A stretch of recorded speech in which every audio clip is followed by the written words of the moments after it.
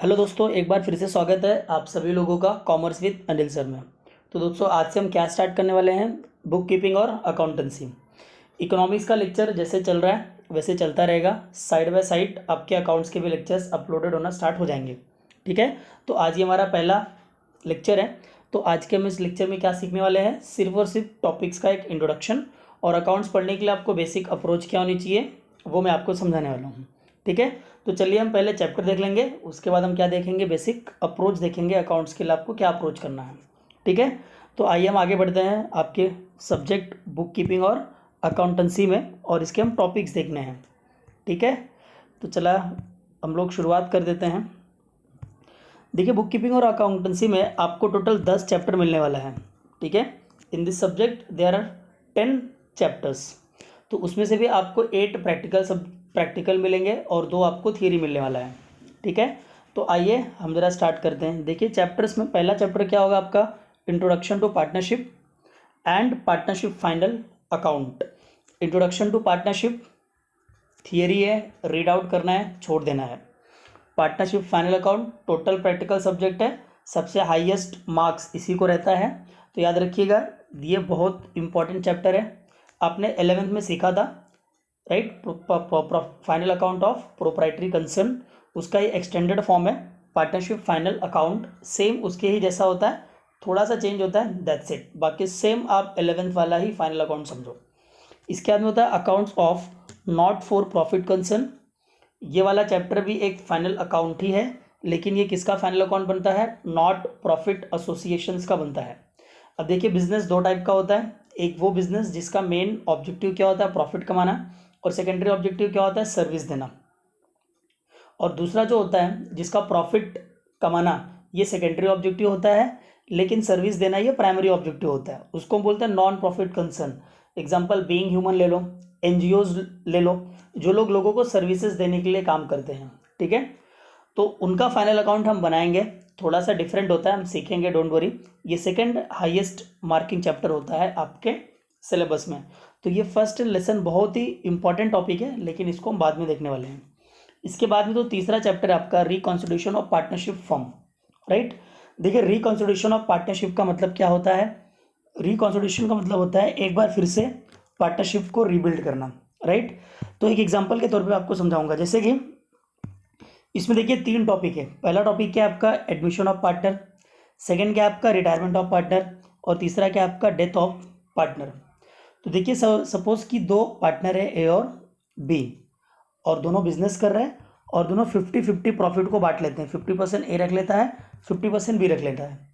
लेकिन अब सॉरी, लेकिन अब वो एक पार्टनर को इंटर कर रहे हैं जिसका नाम है सी, वो नया पार्टनर आ रहा है। तो क्वेश्चन ये बनता है कि क्या जैसे ए बी इस पार्टनरशिप फर्म को चलाते थे, एज इट इज़ क्या सी के आने के बाद भी चलेगा? बिल्कुल नहीं जी, चेंजेस हो जाएंगे इसमें। पहली चीज़ तो सी आएगा तो हम कैपिटल लेंगे उससे, हम उससे गुडविल का पैसा लेने वाले हैं, राइट? और एक चीज़, उसको मैनेजमेंट भी काम भी करना पड़ेगा। और एक चीज़, जब वो काम करेगा, पैसा देगा, तो प्रॉफिट भी लेगा, राइट? अब ये प्रॉफिट का शेयर क्या होगा, कैसे नया प्रॉफिट निकाला जाएगा, कैसे इसका गुडविल का कैलकुलेशन किया जाएगा, ये सारा कुछ हम इस चैप्टर में पढ़ेंगे। उसके बाद होता है रिटायरमेंट ऑफ पार्टनर। तो देखिए, 3 तरीक़ों से आपकी पार्टनरशिप रीबिल्ड हो रही है। एक तो एडमिशन हो जाएगा, तब आपको रीबिल्ड करना पड़ेगा। कोई पार्टनर छोड़ के चला गया, राइट, रिटायर हो गया, ये छोड़ के चला गया, जो भी है। सपोज ए और बी और सी 3 पार्टनर थे, इसमें से बी रिटायर हो जाता है, तो अब पार्टनरशिप को कौन चलाएगा? ए और सी। तो बी जाने के बाद भी तो फिर से प्रॉफिट शेयरिंग रेशो में चेंजेस हो जाएंगे, कि पहले ये 3 लोग अगर शेयर करते थे, तो अब दो में ही बटेगा प्रॉफिट, तो वो अलग अलग, उसकी कैलकुलेशन कैसे करेंगे, क्या होगा, ये सारा तिकड़ा हम बी वाले चैप्टर में करेंगे। डेथ ऑफ पार्टनर मतलब अगर किसी पार्टनर की डेथ हो जाती है, तब पार्टनरशिप कैसे चलेगा, ये इसका डिटेल है। अकाउंटिंग है टोटल, इसमें प्रैक्टिकल कम है, थियरी, सॉरी, इसमें थियरी ही कम है यार, प्रैक्टिकल ज़्यादा है। ठीक है, तो हम करने वाले हैं। अगला जो चैप्टर है that is dissolution of partnership firm, जो आपको लास्ट में दिख रहा होगा, राइट? इसको हम क्या बोलते हैं? Dissolution of partnership firm, correct? तो देखिए, dissolution of partnership firm, dissolution मतलब क्या? पार्टनरशिप फर्म को बंद कर देना, पार्टनरशिप फर्म को क्लोज कर देना, राइट? कुछ भी रीज़न हो सकता है उसके पीछे, पार्टनर की आपस में नहीं बन रही हो अब, राइट, कॉन्फ्लिक्ट हो गए हो, झगड़े हो रहे हो बार बार, प्रॉफिट नहीं हो रहा होगा, तो ये सब रीजन है डिसॉल्व होने के। पूरा अकाउंटिंग प्रोसेस है, अब इस चैप्टर में पढ़ेंगे, बड़ा ही प्यारा सा चैप्टर है ये। ठीक है। अब आगे बढ़ते हैं, अगला चैप्टर जो होने वाला है आपका bill of exchange.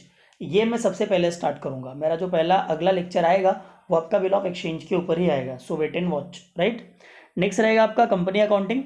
Company accounting में शेयर्स का अकाउंटिंग है, और ये दोनों के दोनों चैप्टर्स जो है इसमें आपको क्या सीखना है, जर्नल एंट्रीज। सॉरी यार, ये गलती से आ गया। इसमें हम क्या सीखेंगे, जर्नल एंट्रीज। और इसके बाद हम क्या करने वाले हैं, एनालिसिस ऑफ फाइनेंशियल स्टेटमेंट और कंप्यूटर इन अकाउंटिंग। ये दोनों हम नहीं करेंगे जहाँ तक तो, क्योंकि दोनों थियरी सब्जेक्ट है, प्रैक्टिकल नहीं है, और हम ज़्यादा से ज़्यादा थियरी पे जाने वाला नहीं है। Is it clear? I hope ये आपको पूरा का पूरा सिलेबस समझ में आ जाएगा। तो 10 चैप्टर हमको करना है टोटल का टोटल, ठीक है।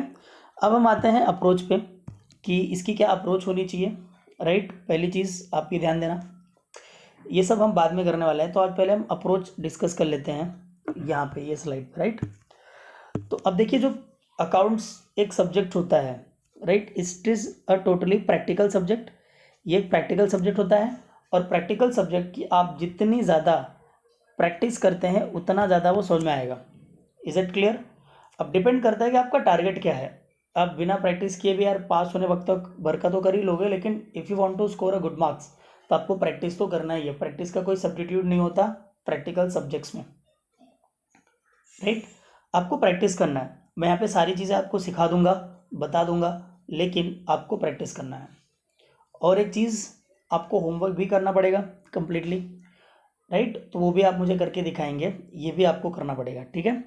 अब ध्यान दीजिएगा कि एक सिंपल सा एग्जांपल लेके मैं समझाने की कोशिश करूँगा। जैसे कि आपको एक बाइक राइड करनी है, आपको बाइक चलाना है, अभी नए नए आपको आता नहीं है, और मैंने आपको एक बुक ले दी, एक बुक ला के दे दिया 100 पेजेस का, ले बेटा इसमें पढ़ा हुआ है, सॉरी लिखा हुआ है डिटेल में कि बाइक को कैसे चलाएं।